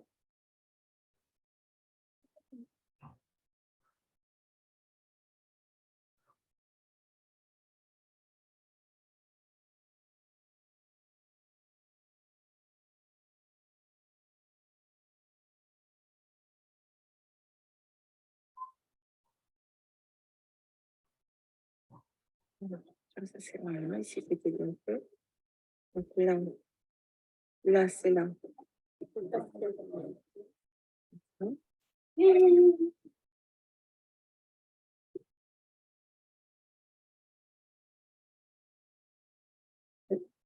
Voilà, la chaussette elle est là. Le gilet et la couleur verte elle est où? La couleur verte elle est où? Voilà. Ça veut dire que bas, mais dans voilà, exactement. Tu as tout compris. Bravo. Ok. Alors, qu'est-ce que vous avez vu? Alors, je peux préciser quand même que c'est un moyen. C'est la première fois qu'il prenait des ateliers et en fait, il est très avancé. Et donc, c'était ce jour-là, je lui ai dit, tu as le droit d'aller prendre les ateliers des grands. Donc, en fait, il avait été prendre cet atelier-là qui est chez les grands et pas chez les moyens. Et donc, c'est la première fois qu'il faisait ça. C'est marrant, Céline, parce que tu réfléchis en atelier des moyens, atelier des grands. Et Et oui, parce qu'en fait, oui, parce que la classe ne me permet pas d'installer autrement, en fait. Et la classe ne permet pas de faire des niveaux, etc. Et ça serait trop compliqué à mettre. Je mets en place, en fait, le matin, quoi, juste quand la collègue s'en va, j'ai 3 minutes là pour installer rapidement les choses, en fait. je pense Donc, pas que ce soit une histoire d'espace. C'est une histoire qu'on est programmé, un peu programmé comme ça quand on est un site. En petite section, ils doivent faire ça, en moyenne section, ils doivent faire ça, en grande section, ils doivent faire ça. Et du coup, tu es encore, je pense, hein, le tableau à double entrée, c'est une compétence de grande section, c'est ça? Je dis pas de bêtises, c'est en grande section. non, c'est pas ça, c'est qu'en fait, les moyens, ils étaient là, Madou sait le faire. J'ai essayé avec 2 autres, ils sont complètement perdus, ils n'arrivent pas encore à croiser les informations, en fait, hein. Mais ça, c'est le problème de l'arrêt plus. Et si les autres ateliers qui vont jusque 8 et 10, je le donne aux moyens, alors à part lui qui vraiment avance, il y en a 2 autres qui commencent un peu à rattraper, mais il y en a qui sont encore bloqués au 2 et au 3, donc je ne peux pas du tout tout mélanger, en fait. Et là, du coup, ça serait comme Florence dit, là, je serais noyée entre tous les enfants qui pourraient prendre tout et n'importe quoi. Et là, je serais dire, oh là là, ça va être difficile pour toi, quoi, ça va être compliqué, en fait, là, de gérer, du coup. Je vais essayer de le redire autrement pour que tu vois en fait ce que j'essaye de te... Je vais prendre l'exemple des maths, parce qu'en maths, c'est bien clair dans ma tête, tableau à double entrée, je ne sais même plus par rapport au programme où ça se place. Mais en maths, tu sais, dans la pédagogie Montessori, on a les nombres de 1 à 10, et une fois que ça c'est acquis, paf, c'est le système décimal. Et puis après, ça va être les nombres de 11 à 19, hein, mémorisation des opérations, tout ça. Et en fait, il n'y a pas de petit, de moyen ou de grand. On commence avec les nombres de 1 à 10 et puis on suit la progression de l'enfant. Il y a des moyens pour qui les nombres de 1 à 10, ça va être vite acquis et on va passer au système décimal, alors qu'il y a des grands qui vont buter avec les nombres de 1 à 10, puis ils en seront encore que là. Tu vois ce que je veux dire, c'est que dans la pédagogie, c'est plus rangé par classe. En fait, mon souci à moi, c'est que ce moment-là, il n'est que en mathématiques. Et donc, comme il n'est que en mathématiques, il a fallu que je trouve tout un tas d'ateliers divers et variés qui reprend la même chose autrement, etc., etc. Et que du coup, c'est compliqué d'avoir quelque chose d'évolutif. S'ils pouvaient faire de tout en même temps, ça serait beaucoup plus simple, en fait. Alors, sur les mathématiques. En langage ou en écriture, si d'autres étaient en train d'écouter une histoire, si d'autres étaient en art visuel, etc., ça serait beaucoup plus simple de ne pas avoir autant d'activités à ce moment-là. Là, c'est le fait que je sois que en mathématiques. Parce qu'il n'y a pas assez d'ateliers pour tout le monde. Si, il y a plus d'ateliers, hein, d'ailleurs. Alors crois pourquoi c'est gênant si un plus jeune prend un atelier un petit peu plus difficile pour lui? Parce qu'il ne saura pas le faire. Et si tu lui fais une démonstration? Non, en fait, c'est ce que je dis, en fait, les niveaux entre moyen et grand, c'est vraiment... Mais s'il le choisit, lui, cet atelier-là, il doit avoir un intérêt pour lui. Alors oui, mais après, certains vont peut-être, si je prends les nounours, ils vont peut-être jouer avec les nounours, mais du coup, ils seront... J'ai 3 enfants, par exemple, qui s'arrêtent aux 3. Et donc, s'il prend l'atelier jusque 8, en fait, ils ne sauront pas le faire. Hein. Et ils J'entends ne ce que peuvent pas vous dites. explorer. Non, c'est juste parce que, en fait, moi, je me suis posé ces questions-là aussi un peu, parce qu'il y a certains petits qui vont prendre des ateliers pour lesquels, enfin, il me semble, dans un premier temps, trop jeunes. Et puis, en fait, il y en a qui me surprennent. Ouais. Et je me suis dit, enfin, j'essaye de lâcher prise aussi sur le fait que, bah, tant pis s'il le découvre une première fois à sa manière, c'est qu'il a envie de le découvrir. Et je lui ferai une présentation plus tard du sens à donner, quoi. Enfin, je sais pas comment je vais m'exprimer. Oui, j'entends. Ouais. Peut-être que je tente, mais c'est vrai qu'il y a des enfants qui, du coup, ce qui est compliqué, c'est qu'ils ne vont pas être en réussite, il faut être en permanence en échec puisqu'ils n'auront pas réussi. Ou alors ils vont jouer avec le matériel. Est-ce que c'est bien qu'ils le manipulent sans faire quoi que ce soit avec? Je ne sais pas. C'est plein de questions en fait. Moi, ce que je voulais juste essayer de te... je voulais juste essayer de... Comment dire? Que tu te rendes compte, Céline, comme on est formaté en tant qu'instit, Ah oui. tu peux des fois te dire, ça, il est en moyen, donc ça, c'est un atelier de grand, il est en moyen, il ne peut pas. Alors que des fois, les enfants nous surprennent et ils peuvent. Ah non.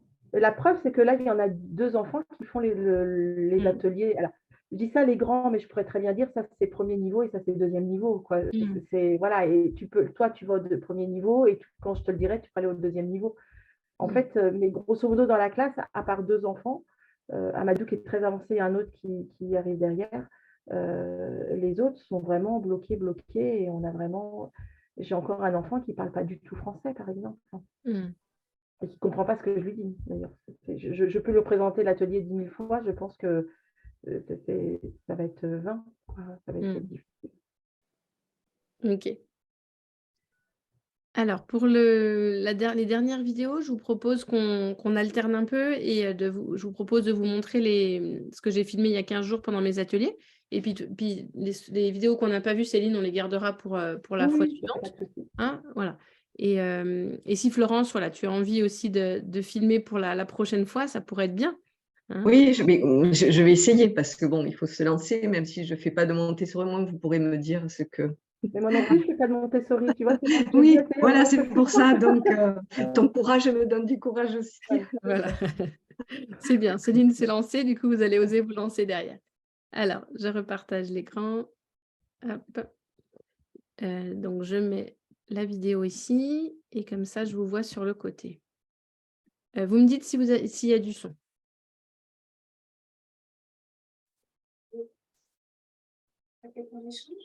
Vous entendez ce que je dis ou pas? Non. Dans la vidéo? Bon, bah alors je vais répéter derrière. Alors, tu as fini ta division? Tu as fini ton échange? Tu es en train de partager tes 11 dizaines, c'est ça?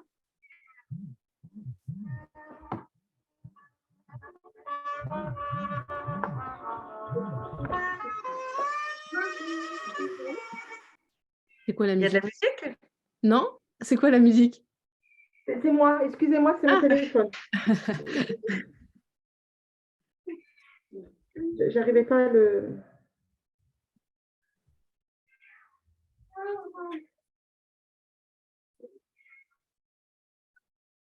À tes souhaits.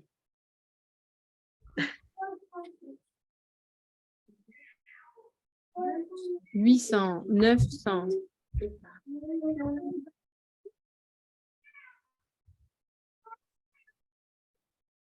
Et là, il y a Auguste, ce petit garçon-là, qui est en train de dire 90. Il est très, très avancé. Donc, là, ils sont en train d'étaler les étiquettes, vous savez, du système décimal, de 1 à 9, de 10 à 90, de 100 à 900 et de 1000 à 9000.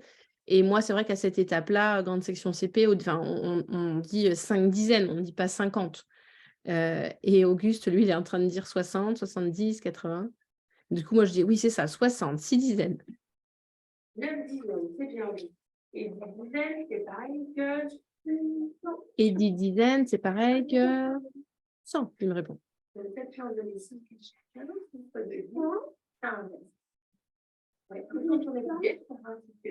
Et là, je dis à Valentina qui fait sa division, retourne ton étiquette pour voir si c'est bon. Corrige-toi toute seule, Valentina, retourne ton étiquette. Corrige-toi toute seule, retourne ton étiquette. Là, j'essaye de comprendre ce qui se passe. On n'a pas trouvé ça, non? Tu dis, on n'a pas trouvé ça, nous? Eh bien oui, parce que regarde, tu t'es décalé. Regarde sur ton ardoise. Tu t'es décalé, regarde sur ton ardoise.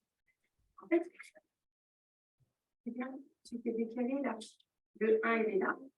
Elle s'est décalée en faisant sa division. Donc, du coup, ça a fait l'erreur. Ouais, c'est vraiment un problème de disposition dans l'espace C'est un problème de disposition sur ton ardoise, dans l'espace.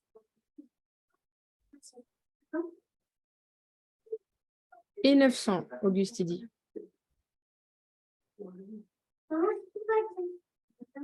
Pour moi, tout va bien.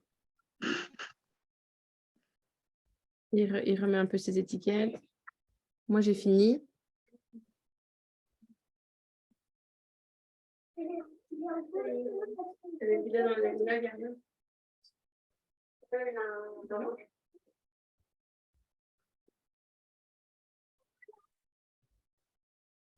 Je me rappelle plus ce que Paul faisait là-bas dans le coin. Ah oui, si. Il dit on aurait pu mettre le tapis dans l'autre sens. Et là, je lui dis, je ne suis pas sûre qu'on aurait réussi à mettre les 2 jeux d'étiquettes sur le même tapis. Donc maintenant que on a tout disposé, voilà, maintenant qu'on a tout disposé, vous allez aller vous chercher un petit plateau. Maintenant qu'on a tout disposé, vous allez vous chercher un petit plateau. On va décaler un peu Paul. Voilà.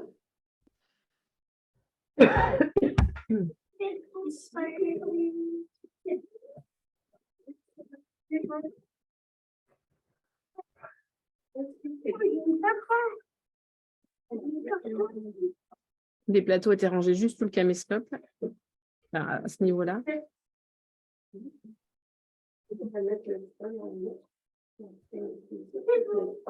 C'est bon, il dit Auguste.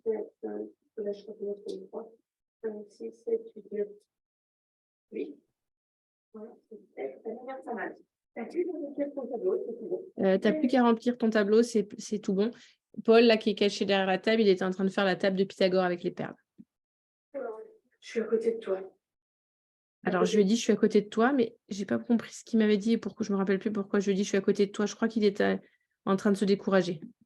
Quand tu as besoin, tu me demandes. Quand tu as besoin, tu me demandes. Votre plateau, monsieur, excusez-moi. Je vous ai pris votre plateau. Excusez-moi, monsieur. C'est bien? Oui. Alors, je vois que vous n'avez pas pris de petit pot sur votre plateau. Je vois que vous n'avez pas pris de petits pots sur votre plateau.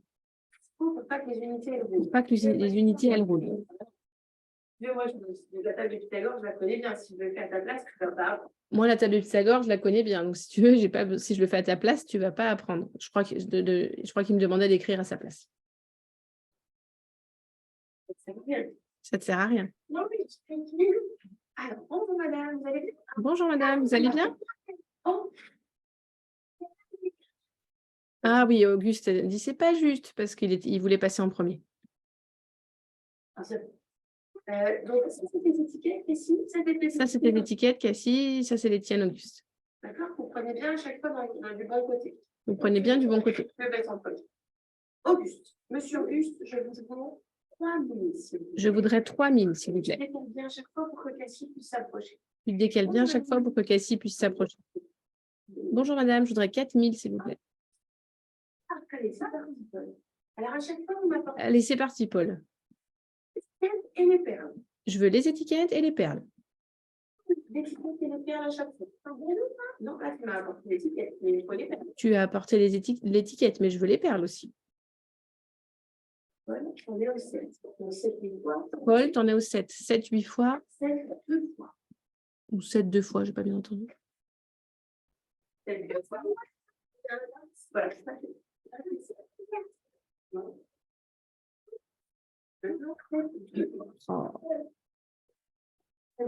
7, 2 fois, je dis à Paul.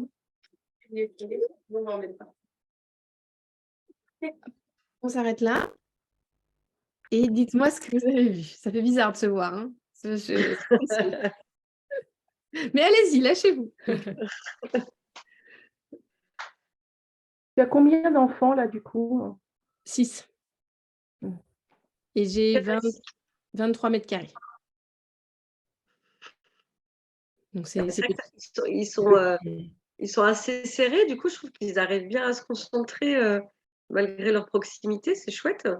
Ouais. Là, on ne se rend pas compte avec le caméscope, mais vu comme il était placé, on voit la moitié de la pièce, mais il y a toute l'autre moitié où il y a de l'espace au sol aussi, il y a la table, enfin, en gros, ça fait plus du double de cette surface-là, quoi. Puis là, on ne voit pas le côté gauche non plus vers la porte. Mais c'est vrai que ce jour-là, on était un peu les uns sur les autres quand même.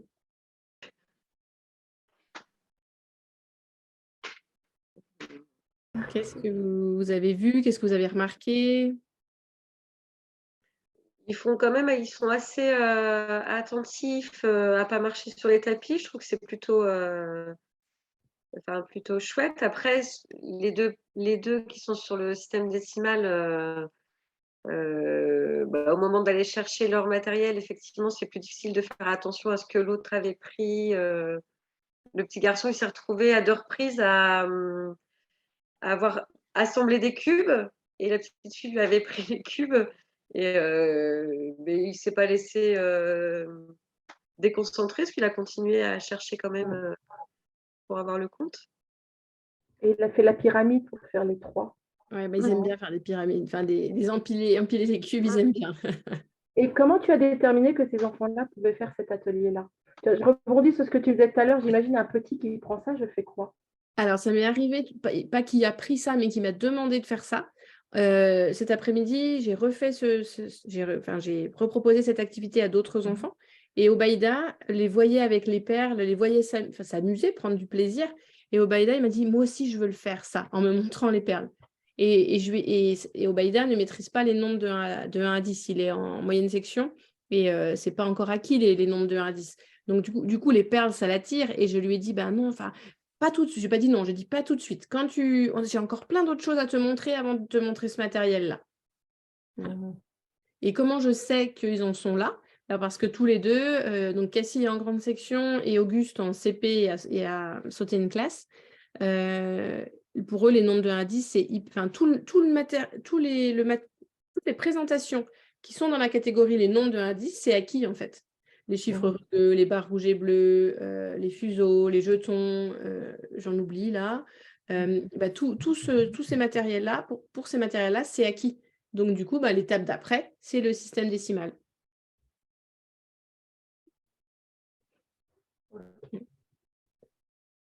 Moi, j'ai une critique à me faire. C'est bien de se voir. Après, c'est plus... du coup, tu arrives à jongler sur... en fait, tu leur parles à tour de rôle. Ouais. C'est vrai que là, tu jongles sur 4 enfants, en fait. Ouais, c'est ça. En fait, la critique que je veux me faire, c'est ça. C'est qu'à vouloir tous les aider, j'essaye d'être partout. Et du coup, c'est plus fatigant pour moi. Et des fois, à un moment, je les ai fait attendre 5-6 secondes. Alors, c'est pas une catastrophe de les faire attendre 5-6 secondes, mais du coup, j'ai l'impression de tous vouloir les aider en même temps parce que je me dis, je les vois que 2 heures par semaine. C'est pas dans le même contexte qu'une école, du coup, les ateliers. Et du coup, j'ai envie de profiter à fond avec chaque enfant et qu'ils en retirent le maximum, en fait. Je ne suis pas dans le lâcher-prise de me dire, ils n'ont pas tout le temps besoin de moi. Donc là, j'aide un peu Valentina qui est bloquée avec sa division. J'encourage Paul qui est avec sa table de Pythagore. La table de Pythagore, c'est très, très long quand on l'a fait avec les perles. sais pas si vous voyez, hein, 2 une fois, 2 une fois, 2 deux fois, 3 une fois, 3 deux fois, 3 trois fois, 4 une fois, 4 deux fois, 4 trois fois, 4 quatre fois. Et on fait ça jusqu'à 9, hein. Donc c'est un long travail. Et là, il était complètement en train de se décourager. Il m'a demandé d'écrire à sa place parce qu'il le faisait avec les perles et il écrivait les résultats sur un tableau à côté. Donc voilà, j'ai l'impression que la critique que je me fais, c'est de vouloir être partout, en fait. Mm.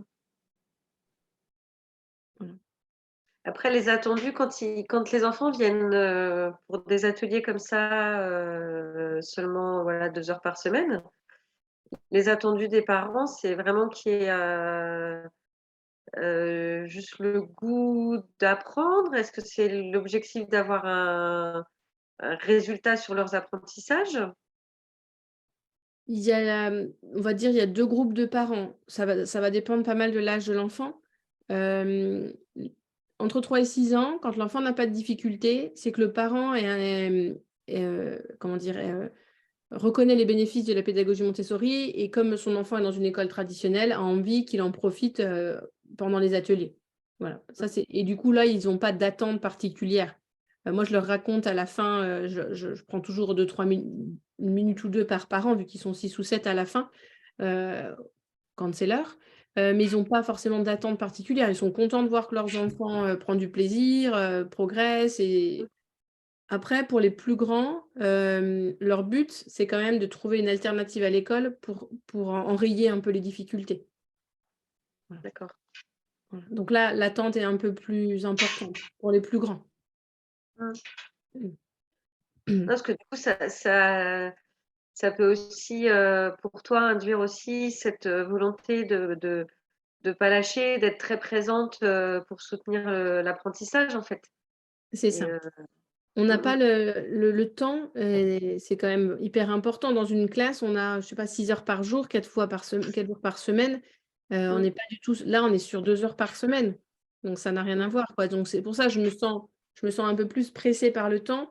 Et quand les grands, des fois, font des activités qui vont pas forcément leur apporter grand-chose, ou se dirigent vers les étagères des plus petits et vont prendre voilà, une activité comme ça, bah, je leur dis, bah non, enfin, je les laisse toujours, par exemple, Valentina, si elle fait ses divisions là pendant une demi-heure, si après elle a envie de, je sais pas moi, de prendre le poinçon qui est plus pour les petits, bon, bah, je vais la laisser 5-10 minutes, mais j'ai toujours l'œil, quoi. Au bout de 5-10 minutes, je dis, allez, ça serait bien que tu te remettes au travail. Alors que dans une école, enfin, quand on est dans une école, on n'a pas forcément cette exigence tout le temps. On va plus les laisser prendre leur temps, quoi. Bah, ça, c'est un apprentissage aussi, hein. Complètement. Moi, je sais que là, je ne sais pas ce qui m'a pris, j'ai introduit des trucs un peu plus parce que si on en avait parlé il y a 15 jours et j'avais un peu enlevé moi l'espace un peu plus art Oui. et je l'ai remis et depuis ils font que ça. Alors là, je là, après bon, ils travaillent la motricité fine, ils font attention aussi à l'assemblage des couleurs, ils peuvent compter le nombre de mais c'est un apprentissage aussi de se dire, bah, s'ils ont besoin, de faire ça et à côté de ça, il y a aussi, bah, j'ai présenté les fuseaux aussi à une petite fille, elle a fait ça pendant 1 heure et demie après et elle est hyper concentrée, refaire, défaire et donc voilà, je me dis, effectivement, il y a des 2 qui sont possibles quand on a les enfants, sur une plus longue, plage horaire, mais en tous les cas pour moi, c'est aussi un apprentissage, permanent de me dire: «Bah, lâche quoi». Mais Ouais. s'il a envie de faire des pompons, il fait des pompons. Et cet enfant qui était sur les fuseaux pendant très longtemps, est-ce que tu as senti que tu avais envie de l'interrompre pour qu'il fasse autre chose ou ça allait vu que c'était les fuseaux? Non, pas du tout. J'ai pas eu de à un moment donné, je me suis dit: «Mais» enfin, je me suis rapprochée pour voir si Ouais. elle était pas en train de faire autre chose avec les fuseaux. Mmh. Bah, genre, enfin, soit Oui. construire quelque chose, je sais Mmh. pas et non, elle était vraiment en train de compter, recompter, défaire et ce qui lui a bien plu parce que c'est une petite fille qui connaît aussi les chiffres de 1 à 10, c'était de refaire, en fait, de redécouvrir le 0, c'est rien et de prendre le rien, de le mettre dans le 0 et bah, comme il fallait repasser partout, elle repassait partout pour avoir cette joie du zéro, c'est rien. Je prends le rien, je mets dans le… mais effectivement, c'était plus facile de la laisser faire que la construction du pompon. C'est ça. Et la construction du pompon, c'est un truc de motricité fine où ils font des pompons en laine, c'est ça, j'imagine? Oui. Voilà. Et alors, du coup, pourquoi on s'affole quand l'enfant construit un pompon pendant 1 heure et pourquoi quand il est sur les fuseaux pendant 1 heure, on ne s'affole pas? Ah bah oui, c'est la grande question. On a l'impression qu'avec les fuseaux, on apprend. Mais construire un pompon, c'est super dur à 4 ans. Oui, je sais.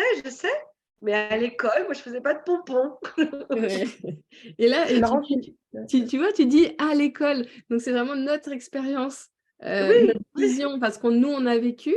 Et du coup, ouais, c'est ça, on a peur, en fait. On a peur de leur faire perdre leur temps, quoi. Tu vois, Céline, le fait que tu dises que tu étais prise par le temps avec les 2 heures, j'ai un peu le même souci, moi, quand je les ai pendant 45 minutes en mathématiques, en me disant que bah, si je mélange tout et qu'il y a moyen pour un truc, et bah, je me dis qu'à la fin du compte, je n'aurais pas avancé en fait avec lui, alors qu'il a besoin d'avancer. C'est toujours ce souci-là, en fait. Et je te disais que c'est vrai qu'en les ayant, en ayant un environnement préparé entièrement dans une classe, etc., ça sera complètement autre chose et autrement. Ouais. Automatiquement. Ah bah, c'est sûr qu'en septembre, tu vas vivre une expérience Voilà. complètement Et puis différente. j'aurais d'autres propositions, c'est que dans leur niveau, j'aurais d'autres propositions. Là, c'est compliqué d'avoir plein de propositions différentes quand je suis que en mathématiques sur un certain domaine, parce qu'en plus, je ne fais même pas la géométrie. Donc en fait, voilà. Le domaine que je prends à ce moment-là et les ateliers c'est restreint. Même si j'ai réussi à trouver plein d'astuces pour diversifier le matériel, mais c'est quand même restreint. Ingrid, quand tu dis faire un pompon, bah, ça me fait peur si elle fait un pompon pendant 1 heure ou 2. Mais pour moi, faire un pompon, c'est dans le développement moteur, tu vois. Et ça me fait repenser à la vidéo que je vous ai envoyée il y a 15 jours, la vidéo de Julia Volkmann en anglais. Je ne sais pas si vous avez essayé de la regarder. Ah ouais. Non, je sais pas, regarde. Non. Et ben du coup, elle reparle des plans de développement et du coup, elle explique que les neurosciences ont confirmé ce besoin d'apprendre par les sens et le corps, et que du coup, quand l'enfant, si on lui propose tout ce matériel sensoriel ou ce matériel de motricité fine, bah, ça lui permet, en fait, on est à fond en train de répondre à ses besoins. Donc, voilà. Du coup, c'est ça, il faut se rappeler, en fait, que les petits ont vraiment besoin de ça pour progresser. Donc, ça ne veut pas dire qu'on ne va pas leur qu'on va jamais leur proposer de matériel de maths, de langage, de l'écriture et de lecture, mais il ne faut pas sous-estimer le pouvoir de toutes ces activités sensorielles ou de vie pratique. Là, Les plus grands aussi? Pardon. Comment? Non, je dis après 6 ans aussi. On a toujours… Moins. C'est vraiment la période sensible. Enfin, oui, la fenêtre, c'est vraiment entre 0 et 6. Après 6 ans, ils ont quand même, c'est quand même moins, enfin, c'est un besoin moins important quand même. Après, ce que dans le livre de Rebecca Girls, non, c'est pas Rebecca, c'est Donna Bryan Girls. Donna, voilà. Elle s'occupe plutôt des 6 ans et plus. Ouais, 6-12. Et c'est là que je m'est venue l'idée, des pompons, ça serait bien. Où elle va faire des… Alors, c'est lié avec certains enfants à profil atypique, évidemment, enfin, surtout troubles de l'attention avec hyperactivité. Mais il y a certains alors ça m'aide à prendre du recul, moi, où elle explique que même s'il a 6 ans, 7 ans, et c'est sa première année dans l'école, et il y a des enfants qui vont passer plusieurs mois, en fait, alors c'était soit pompon, soit du tricotin, la couture, parce qu'ils vont avoir ce besoin-là de manipuler, et qui vont quand même être dans ce qu'elle explique, dans une observation un peu périphérique. Et un jour, hop, ça va se lancer, quoi. C'est ça. Mais effectivement, c'est des profils un peu atypiques. Et là, on est dans… Enfin, du coup, forcément, c'est ce que j'appelle de l'art, le fait de faire de la couture ou du tricotin. Mais évidemment, ils utilisent leurs doigts, leur corps, enfin, voilà, pour y arriver. Mais ce n'est pas parce qu'ils font du tricotin pendant 1 heure qu'ils n'ont pas les oreilles qui traînent et qu'ils n'entendent pas ce qui se passe à côté avec le copain qui est en train de faire des maths et ils absorbent tout quand même, quoi. C'est ça. Et c'est ça l'importance aussi d'avoir toute cette richesse dans la classe où les enfants ne font pas tous la même chose en même temps. Parce que du coup, je reparle encore d'Obaïda, mais je l'entendais. Qu'est-ce que je faisais? C'était les sons. Je crois que j'étais en train de présenter 3 sons à Cassie et il répétait en fait. Il était en train de répéter ce qu'on faisait. Il faisait autre chose sur la table à côté, puis il faisait et en fait, je me suis rendu compte qu'il était super prêt parce que depuis, il a envoyé une section, mais depuis septembre, je fais avec lui le jeu d'analyse des sons. Vous savez, on entend le son au début du mot, à la fin du mot, ou qui contient le son. Et en fait, il entend super bien les sons parce qu'on l'a fait régulièrement tous les mercredis. Pourtant, je le fais, je pense que je l'ai dû faire ça 3 minutes tous les mercredis depuis septembre, donc c'est rien du tout, hein. Et ça lui a permis d'entendre tous les sons dans les mots. Je pense à TCP Florence ou à TCP Pauline. C'est super important entre 3 et 6 ans de faire le jeu d'analyse des sons. Enfin, c'est le truc fondamental. On ne peut pas apprendre à lire et écrire si on n'entend pas les sons dans les mots. Et à 3 ans ou 4 ans, ils les entendent. Keren, qui a 3 ans, pareil, hein, pratiquement tous les mercredis, je prends 3 minutes avec elle. Et à 3 ans, ils sont capables d'entendre L dans limace. La chance. Parce que la conscience phonologique, nous, on n'en a rien, même en grande section. Hein, rien. Ah ouais. Rien, ouais. C'est là où, en fait, ça vient du fait qu'ils parlent pas, que le français, ça soit pas leur langue maternelle? Alors, pour certains, c'est leur langue maternelle, ça n'a rien à voir, ils n'entendent pas. Mais c'est là où on est dans un public particulier avec peu d'ouverture culturelle, peu de lecture à la maison, etc., quand on est vraiment dans Mais tu vois, pour ces enfants-là, je pense qu'il faut encore plus mettre le paquet sur le jeu d'analyse des sons. Mais on le fait, hein, et on le fait tout le temps, et la collègue le fait très bien, et on le fait, mais il y en a, c'est vraiment très, très difficile, en fait. Et même en jeu, des fois, on a des qu'est-ce que donnez-moi un mot, et on va me dire pomme de terre, on va me dire bouteille, qui n'a rien à voir, quoi, en fait. Hein, donc, Ouais, ils n'entendent pas, quoi. Ils n'entendent pas. Quand tu leur redis, parce que ça m'arrive avec une petite, là, excuse-moi, j'ai coupé quelqu'un. C'est pas grave, vas-y, Ingrid. Parce que s'ils disent pomme de terre, et si tu leur redis, bah, est-ce qu'on entend alors on entend non plus dans pomme de terre, mais dans un jeu un peu, moi je me suis beaucoup appuyée sur les vidéos de Céline Alvarez aussi par rapport à ça, qui a été aussi dans un milieu de zone prioritaire, d'éducation prioritaire. Mais c'est vrai que des fois j'ai l'impression que pour certains, faut surjouer aussi pour les intéresser un peu, quoi. Oui. J'ai l'impression qu'il faut donner l'impression qu'on s'éclate nous aussi, en fait. Oui. Ah non, mais c'est pas un problème d'intérêt, etc. Mais non, ils n'entendent pas. On a beau essayer de jouer, Après, Attends, pardon. Pauline, tu voulais dire quoi avant que j'oublie? Non, moi j'ai rencontré cette problématique aussi avec un enfant à profil atypique, avec particularité, où pour rentrer dans la lecture, c'est encore en cours. Je suis revenue pourtant plusieurs fois à m'obstiner à vouloir le faire entendre des sons non, c'est pas du tout dans sa façon de penser et de concevoir les choses, quoi. C'est pas possible. Après, il y a aussi des enfants qui ont des difficultés, pas forcément un handicap, mais une difficulté vraiment importante qui va bloquer l'apprentissage. Mais là, toi, ce que tu dis, Céline, c'est que tu as beaucoup d'enfants qui n'entendent pas. Donc là, quand ils sont beaucoup, je me dis, est-ce qu'on ne devrait pas remettre en question ce que nous, on propose? Tu vois, toujours de manière bienveillante avec soi-même, mais tu vois, toujours se remettre en question. Et là, c'est rigolo parce que... Je te le dis avant que j'oublie. Je te le dis juste avant que j'oublie.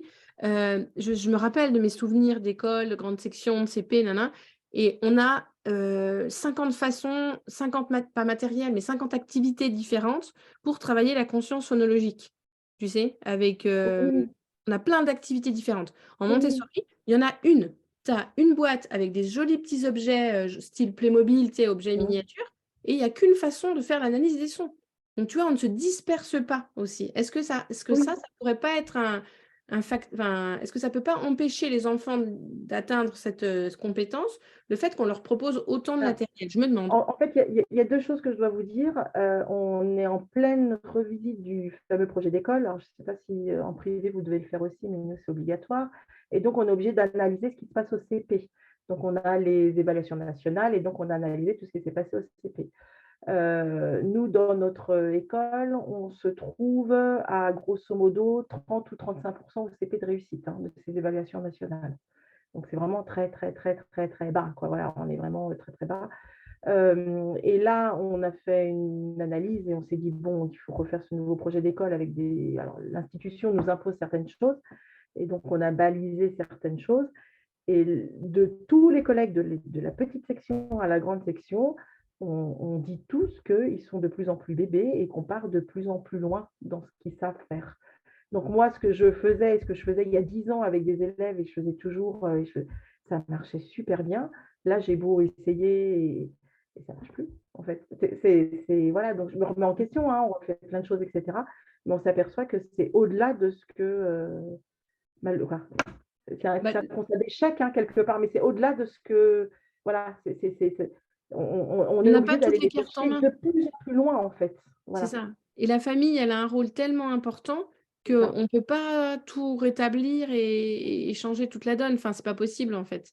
Rien que dans les puzzles, par exemple, les puzzles, le fait de faire, j'avais régulièrement des petits qui faisaient des puzzles de 40-45 pièces, ça posait aucun souci. Aujourd'hui, on a des moyens qui arrivent, voilà, je suis toujours en niveau, mais par rapport à une classe d'âge, des 4 et des 6 pièces, c'est compliqué. Et mais tu vois, c'est voilà, et on exactement… n'arrive pas à dépasser, quoi. Et on est obligé de recommencer à zéro. Là, regarde, tu vois, là, tu dois mettre dessus. Et on doit redécomposer tout, en fait. Et pour moi, ça, c'est la pauvreté, au niveau de l'environnement, je veux dire, l'environnement pauvre dans lequel ils vivent. Moi, j'ai accueilli un nouvel enfant aujourd'hui, il est en CP. Les tables de Seguin, vous voyez comment c'est fait, les tables de Seguin? On fait glisser le petit morceau de bois, l'unité, pour le faire rentrer sur la plaque. Il y a juste à le faire glisser comme ça, en fait. Je lui ai montré pour le 1, le 2, le 3, puis après, je voulais qu'il prenne la main. En fait, il le posait comme ça dessus. Et je lui dis, fais-le rentrer à l'intérieur. Et il me dit, je ne sais pas faire. Je lui ai remontré qu'il fallait bien le poser à plat et le faire glisser les deux côtés en même temps. Enfin, ça me paraissait pas difficile, quoi. Ça a pris plus de 5 minutes pour qu'il y arrive. Il est en CP. Et je pense que l'environnement familial est beaucoup plus pauvre que les autres enfants que j'accueille habituellement. Je suis presque sûre que ça vient de ça. Des enfants qui ne manipulent pas, qui sont… Enfin, voilà, ils ne savent pas s'habiller, ils ne savent pas fermer leur fermeture éclair, ils ne savent pas faire leur lacet. Voilà, encore que ça, à la limite, bon. Et ils ne savent pas se rhabiller. J'en ai encore 2 moyens, ils se font pipi et caca dessus en permanence. Ah oui. On en a encore là. Voilà. Alors que tout va bien, il n'y a pas d'handicap, tout va bien, tout va très, très bien. Donc voilà, donc on en est là, vraiment des enfants… Mais ces enfants-là, tu te rends compte comme ils ont besoin de vie pratique et de vie sensorielle. Ah oui, Ils n'ont pas besoin que de langage, écriture, lecture et de maths. Oui, non, mais ça, on est d'accord, mais et c'est pour ça que j'ai mis la motricité fine et c'est pour ça que je fais beaucoup dans la classe aussi et je dois parce que les propos, on les a fait. Mais voilà, en fait, on part de beaucoup plus loin, alors c'est vrai que ça va les aider. Mais c'est vrai que je dois aussi réfléchir au fait que peut-être qu'il y a des choses qui seront inaccessibles pour eux ou que je dois prendre beaucoup plus de temps ou en tout cas étayer beaucoup plus en fait, pour eux, pour tout. Mais c'est un défi, mais ça va être… Puis après, il y aura un autre défi, c'est je sais pas moi, comment dire, faire prendre conscience aux familles que leur rôle, il est aussi fondamental. Mais bon, c'est pas… Voilà, c'est autre chose. Faut marcher sur des œufs, quoi. C'est ça. Alors voilà. Après, on a des familles super, c'est pas, il n'y en a pas tous. Mais quand je dis, par exemple, qu'un petit est vraiment avancé, qui peut faire les activités les plus compliquées, dans une école lambda, il est dans sa moyenne d'âge. Voilà, quoi. Mais nous, on est tellement bas que… voilà. Moi, je pense que pour celles qui sont en maternelle, c'est vraiment important de leur faire prendre conscience que la vie pratique, c'est dans la vie de tous les jours. Et couper une banane, remplir le lave-vaisselle, arroser les plantes, étendre le linge, se servir de l'eau, enfin voilà, ils peuvent participer.